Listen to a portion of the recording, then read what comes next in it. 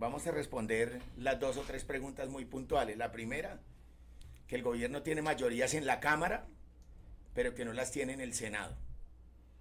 Vimos un bloque de 9 senadores de la Comisión Séptima, quienes firmaron la ponencia de archivo de la reforma laboral. De esos 9, una persona, Norma Hurtado, no se les olvide, Norma Hurtado, que es senadora del Valle del Cauca, línea propia de Ilian Francisca Toro, y quien será la candidata en el departamento del Tolima al Senado de Andrés Fabián Hurtado. Ella decide hacer una ponencia diferente y trata de alguna manera de tirar un salvavidas que no le va a servir para nada al presidente Gustavo Petro. Es importante decirle a la opinión pública que el gobierno tiene un camino espinoso para manejar la línea de lo que había mencionado en la intervención anterior, porque básicamente hay unos procesos que tiene que surtir esta consulta. Aquí Cristian nos dice es que el pueblo decide, el pueblo manda, el pueblo, claro, esto es una democracia operante, usted lo dice Cristian, participativa, pero estamos en un estado social de derecho donde hay unas instituciones y hay unas reglas de juego, Cristian. Entonces, si no nos aprueban, entonces voltémonos a las calles y entonces que sea el pueblo el que decide. Y ahí hay una equivocación porque ustedes el único camino que quieren tomar es el de las calles, omitiendo que hay instituciones, que hay equilibrio de poderes, que hay pesos y contrapesos y que Colombia es una democracia. Y no queremos pensar que ustedes, Cristian, se empiezan a comportar como una dictadura, no lo queremos pensar. Mire, a mí me parece que lo primero que hay que hacer es que lo que dice Cristian está implícito en la Constitución Política de Colombia. Artículo 103, 113 creo. No soy abogado, pero ahí está en la Constitución. Y les quiero decir que será el Congreso y no el pueblo, apreciado Cristian, el que decida sobre la propuesta del señor presidente para elevar una consulta popular. Una vez la presenta al Congreso, Cristian, el Congreso tiene un mes exacto para responder sí o no y dar viabilidad a esta consulta popular. Y será el gobierno de Petro el que tendrá que en 3 meses implementarla. Primero. Segundo, vamos a hablar del umbral. Veo mucha expectativa, cantos de sirena, veo mucho humo blanco, pero no se han dado cuenta sobre lo que le viene a la consulta popular. Y es que hoy el umbral electoral en Colombia, el censo electoral en Colombia está más o menos en 40.900.000. Esos 40.900.000 es el censo electoral.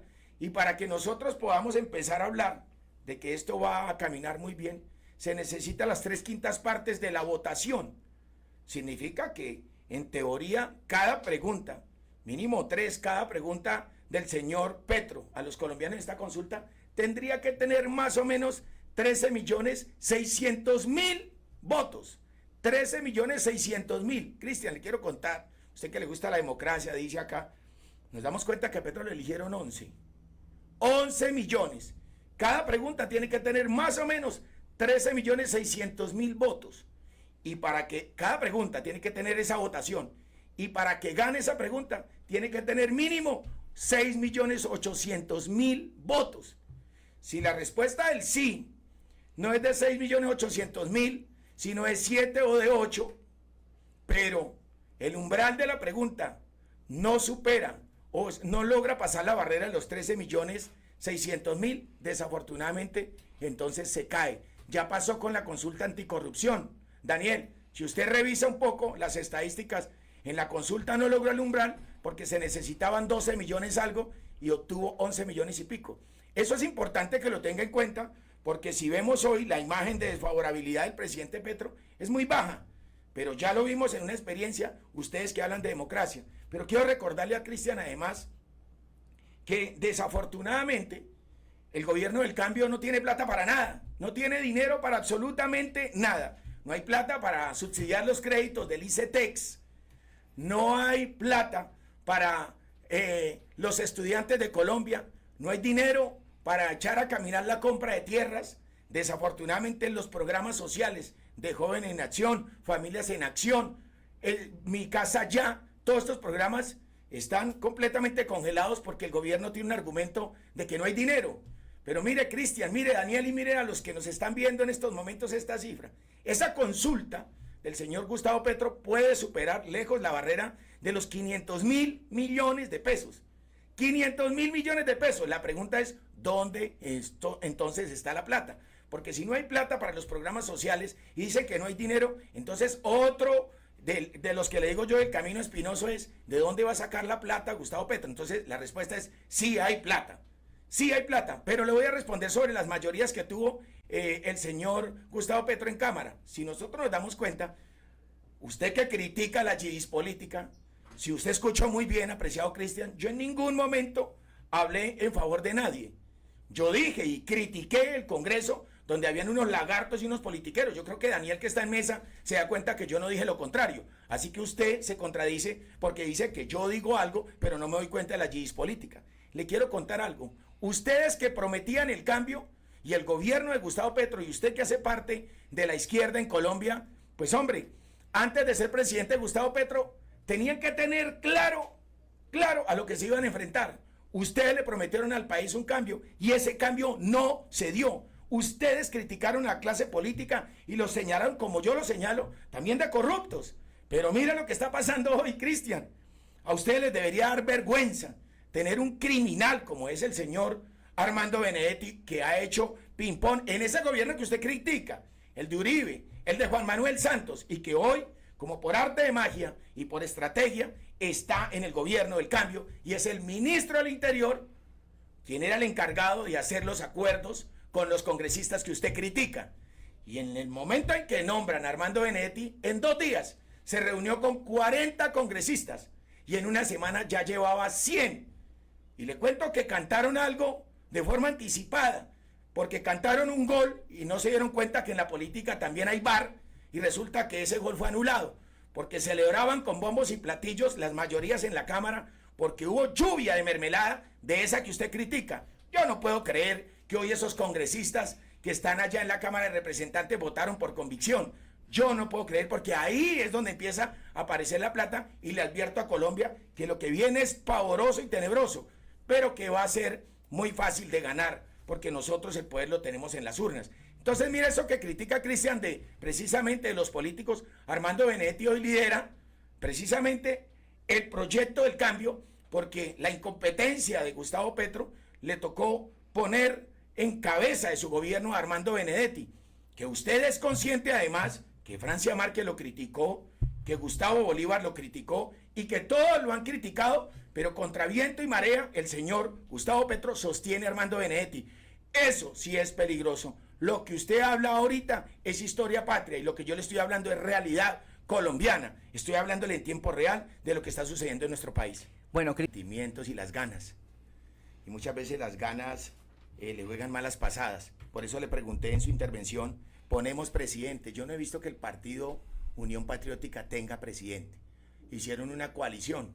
Entonces yo podría decir que yo mañana pongo presidente si apoyo a Vicky Dávila, porque entonces hicimos una coalición. Eso le responde su pregunta. ¿Lo avalaron? No, le estoy respondiendo. Entonces, ¿lo avalaron? Le estoy respondiendo. Eso Entonces, en ese orden de ideas, si usted me hace una pregunta, yo se la respondo. Pregúnteme. Pero no hablaron. Pregúnteme. A los que usted puede responder como usted quiera. No, si usted me pero pregunta a mí, pregunta. Uribe va a ser presidente, yo le puedo decir, abajo hay un girasol abajo. Eso nada tiene que ver con la pero respuesta. yo le estoy preguntando. Ahora, yo le digo que la Unión Patriótica avaló a Gustavo Petro y eso jurídicamente lo hace ver como un candidato a la presidencia. Ok. Le pregunto, Ahora, ¿ustedes lo avalaron? ¿A quién? Al candidato presidente. ¿Van a avalar a Vicky Dávila? No le hemos avalado. Porque no lo presentaron como candidata No, presidencial, es que por el eso le estoy partido diciendo que tiene lo voy a 5 ver a usted. precandidatos. Por Es que eso el le estoy partido- diciendo, el otro año lo va a ver haciéndole campaña a usted. A ninguno de esos 5. El Partido Centro Democrático, afortunadamente, a diferencia de ustedes que son un poco de pegados, el Partido Centro Democrático hoy tiene 5 opciones. ¿Cuántas opciones tiene el Partido Unión Patriótica?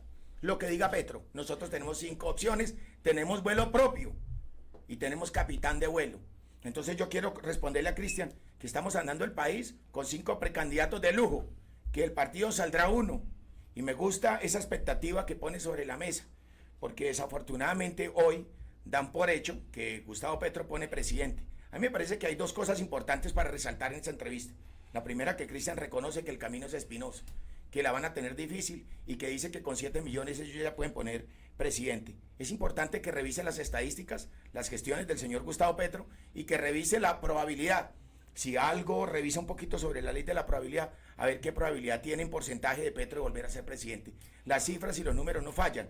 Ahora, Cristian estaba hablando de unas bondades y yo quiero, Daniel, excúseme, al aire, porque esto aquí como tiene que ser, este programa no debería llamarse Enfoque TV, sino Sin Anestesia, que Cristian nos cuente, y yo quiero hacer una contrapregunta, que nos cuenten todas las bondades y que nos las cuente sobre la reforma laboral. Cristian, usted dijo en otra ocasión, Daniel, excúseme, yo creo que aquí nos interesa algo, es qué está provocando la ira y la rabia, la furia de Gustavo Petro, y por qué, o cuál fue el detonante. Cristian, al aire, cuéntenos, y le pedimos al máster que por favor nos ayude con pantalla, mano a mano los dos, cuáles son las bondades de la reforma laboral. Cuéntenos, Cristian, usted que sabe mucho del tema. Listo. Muchas gracias, Holman, por darme la palabra y poder permitir acá con Daniel y con todos que podamos hacer una explicación muy corta, digamos, de los puntos esenciales de la reforma laboral. Y no dije que lo hacía en otra sección, lo hacía después de saludarlo a usted y darle en primera intervención. Okay. Miren, la reforma laboral tiene unos puntos básicos que quiere apostarle a los sectores populares. La primera, que los recargos dominicales y festivos pasen del 75% al 100% por hora trabajada. ¿Eso qué quiere decir? Que las personas que trabajan de noche o los domingos, pues no se les paga el 75% de sus recargos, sino el 100% de manera progresiva entre el 2025, 2026 y así ir avanzando. Mentira, 2026, no es del 2025. Y a ir avanzando progresivamente. Lo segundo que se quiere hacer es que a esas personas, a esos aprendices del SENA que constantemente se les contratan y se les someten, y pregúntale, ojalá estén personas, aprendices del SENA en enfoque, preguntándoles cuánto se les paga por todo el trabajo que se les somete y se les somete para poder sacar adelante un título. Se les está promoviendo que no se les pague menos de un salario mínimo. Eso es otro de los avances. Se le está diciendo a las mujeres. Dice eso, permítame que usted me pidió el favor de que yo le respondiera. ¿Cuántos se beneficiarían de esos aprendices del SENA? Permítame, termino de que usted me hizo una pregunta, déjeme terminarle de responder. Usted me acaba de decir que esos aprendices del SENA, os lo estoy diciendo yo, tengan la capacidad de que no se les pague menos de un salario mínimo. A las mujeres se les está dando una licencia por el tema de las condolencias en relación con su menstruación. Y la verdad, Holman, yo no soy quien para opinar sobre ese tema. Simplemente sé que es otra de las apuestas que tienen en estos momentos las mujeres. Se está hablando de una licencia de paternidad, aumentar la licencia de paternidad, porque es que la responsabilidad de la crianza de los hijos es bilateral, no es solo de las mujeres, y es algo también muy importante reconocerlo. Se está hablando de algo que a ustedes no les gusta, yo sé, pero recuerden que en el gobierno Uribe se hablaba de oscurecerse a las 9:10 de la noche, y ahora lo que se quiere hacer es pagar recargo nocturno desde las 6 de la tarde, y así sucesivamente les puedo seguir contando cosas y comentando cosas respecto a la reforma laboral. Esos son avances que obvio no le generan, digamos, muchos beneficios a los sectores. Bueno, otra cosa importante que digamos que me quedó por fuera es esos trabajadores de plataformas digitales, esos trabajadores de Rappi, de Uber, de Didi, que ni siquiera se les contratan de una forma digna, con un contrato seguro, con salud, con ARL, pues esas plataformas tengan la capacidad de vincular legalmente a esas personas a un trabajo. Esas son una de las beneficios, de algunos beneficios que habla de la reforma laboral. ¿Cuántos artículos tiene la reforma laboral? Tiene 40 páginas, exactamente no recuerdo cuál es el último artículo, pero sé que son 40 páginas. Me mencionó solo 3, patinó en 3, y con eso es que están engañando a los colombianos, por eso quería llevarlo acá. ¿Y cuál es la que no le gusta a usted? No, y le voy a responder una a una de las que usted acaba de responder. Listo. Cristian, primero que todo, yo genero empleo y pago impuestos. Sí. Y si hay algo que tengo claro, es que, para que usted lo tenga claro también, es que el mejor modelo de contratación de una persona es el contrato a término indefinido, que está en la reforma. Usted no lo mencionó, pero yo se lo menciono. Y el contrato a término indefinido es la mejor forma de contratar cualquier persona con las garantías, porque además es la mejor manera de dar por terminado un contrato en lugar que se llegue a presentar algo. Me parece importante y me parece que usted es muy caballero al hablar sobre el tema de la menstruación, que es algo natural en el género femenino, pero eso no es una enfermedad, porque hay personas que entonces desafortunadamente, o digamos las mujeres padecen esa condición todos los meses, pues es una condición de la naturaleza, pero ¿qué es lo que hace la izquierda? Buscar temas populares, taquilleros, ¿sí? Y yo le pregunto, si ustedes hablan de la inclusión, ¿por qué vemos hoy mujeres llevándonos años luz a muchos hombres? Y no han tenido que sacar permiso porque les llegó el periodo y desafortunadamente no pueden ir a trabajar. Pero le quiero contar algo, yo soy un hombre de los que considero que al trabajador se tiene que respetar y se tiene que proteger. Pero yo le voy a decir una cosa, Cristian, que usted no se lo contó en su reforma, porque de las 40 páginas y todos los artículos habló de 3, pero le voy a hablar de algo que a usted le pareció muy interesante, el tema de las nocturnas, el tema de las horas extras. Hombre, hay que decirle a los colombianos que hoy en la legislación se pagan horas nocturnas y horas extras, pero además usted me nombró el SENA. En el gobierno de Uribe, porque ese dato usted no se lo chiviaron, pero yo se lo voy a contar para que lo tome ahí en la hojita donde está tomando apuntes. En el gobierno de Uribe había 1 millón de estudiantes en el SENA y terminado su mandato quedaron 8 millones de estudiantes en el SENA. Averigües el dato y se va a sorprender. Entonces, ¿quién está ayudando a los estudiantes y ampliando la cobertura en el SENA? Fue el gobierno de Álvaro Uribe. No quería mencionar a Uribe, porque a mí me parece hartísimo cuando uno se sienta en estos debates, no hacen hablar, sino hablar de Uribe, y yo no hablo sino de actualidad. Y frente a algo que me parece muy curioso, en la licencia de la paternidad, vea que yo sí estoy leyendo, la licencia de la paternidad, porque estoy respondiendo una a una de las que usted me está exponiendo acá. La licencia de paternidad. Hoy, la licencia de paternidad en los hombres es que un hombre decidió ser papá, se puso de acuerdo con la esposa y tuvieron un bebé. La mujer tiene todos los derechos. La mujer hoy tiene una licencia de maternidad muy importante y muy merecida. Yo soy papá de 2 hijos, pero usted sabe, Cristian, ¿en cuánto tiempo está la licencia de paternidad hoy? Laboralmente, ¿cuánto tiempo es la licencia de paternidad? 2 semanas. 2 semanas. Cristian, ¿y a cuánto la quiere poner la reforma laboral? 12. 12. 3 meses. Porque ella tiene 6 y él 3. ¿Sí? Y esos son los derechos que ellos están reclamando. Entonces, ¿qué le va a pasar a la empresa, Cristian? Que si una persona se me va a ausentar 3 meses en un cargo importante, ¿qué le toca hacer a la empresa? Contratar a otra persona para poder reemplazarlo. Obviamente, esta licencia es remunerada por la GPS, supongo que la figura está, pero le toca a uno como empresa salir a contratar a otra persona. Entonces voy a algo, y a los costos de la empresa, los costos que se le disparan a la empresa. Entonces aquí es donde viene el truco. Vamos a negrear y acabar a las empresas, arrinconar las empresas, asfixiar a las empresas en beneficio de los trabajadores. Yo estoy de acuerdo que hay que defender a los trabajadores. Más de 425 me miran a la cara todos los días y hablan conmigo. Y si hay alguien humano, soy yo. Y eso lo pueden decir cualquier persona que trabaje en estos momentos conmigo. Y me parece terrible que los costos, oiga, Cristian, se lo voy a dar en cifras, para los empresarios con esta reforma laboral tendría un incremento del 33.7% en costos, en temas de salud, ARL, ICA, o sea, todo lo que se tiene que pagar dentro de lo legal. Yo no sé, yo no creo que usted tenga conocimiento de eso, pero el incremento en costos por esta reforma al empresario es del 33.7%. Pero le voy a dar algo que usted no le contó. Y es que en la reforma laboral, Petro, como propicia el consumo de droga, alcohol, consumo de pegante, todo eso que lo ve, porque eso lo ve uno en las marchas, todo el mundo, mejor dicho, inundado de cosas raras. Pues en ese orden de ideas, en la reforma laboral del señor Gustavo Petro, dice que si una persona llegó en guayabada, con tufo o tal vez ebria, llega a la empresa a trabajar, como él tiene derechos, entonces él llega a trabajar borracho y el empleador o la empresa no lo puede mandar para la casa y no lo puede despedir tampoco, no le puede terminar el contrato, porque según lo que dice la reforma laboral es que el señor tiene derechos. Ustedes desde la izquierda son especialistas en hablar de derechos, pero omiten los deberes. Y entonces, ¿qué pasa? Se rompe el vínculo entre la empresa y el trabajador, porque ese trabajador, en el momento en que entra en vigencia la reforma laboral, ese trabajador pasa a ser parte de un sindicato. Entonces se rompe el vínculo empleador-empleado y se vuelve inmediatamente el intermediario, el sindicato. Y esto me parece a mí muy peligroso, porque usted tampoco le contó a los colombianos que las personas que hoy no están sindicalizadas tienen que empezar a pagar de su sueldo, sin estar sindicalizadas, a los sindicatos. Esto es un dato importante para los de la Central Unitaria de Trabajadores, se me olvidó esto, la de los profesores. ¿La del magisterio? La del magisterio, todos los sindicatos, los que no están sindicalizados, tienen que empezar a pagar para los sindicatos. Y eso no se lo han dicho. Pero hay una cosa que usted también omite, Cristian.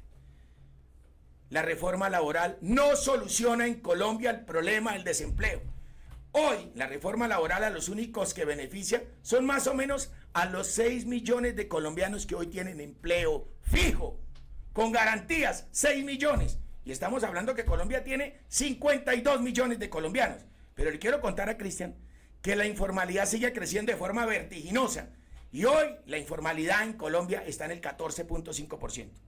La reforma laboral no beneficia a los que están en la informalidad, al vendedor ambulante. Cristian, ¿qué le va a solucionar la reforma laboral a los señores que venden medias, a los emboladores, los que venden relojes, los que se pasean por el centro de todas las ciudades del país como vendedores ambulantes porque no hay oportunidades? Desafortunadamente entendamos que la reforma laboral no va a solucionar el problema del desempleo. Entonces, ¿a quién beneficia? Benefician a los que tienen las garantías, los que tienen empleo. Y en este caso estamos hablando de los que están sindicalizados.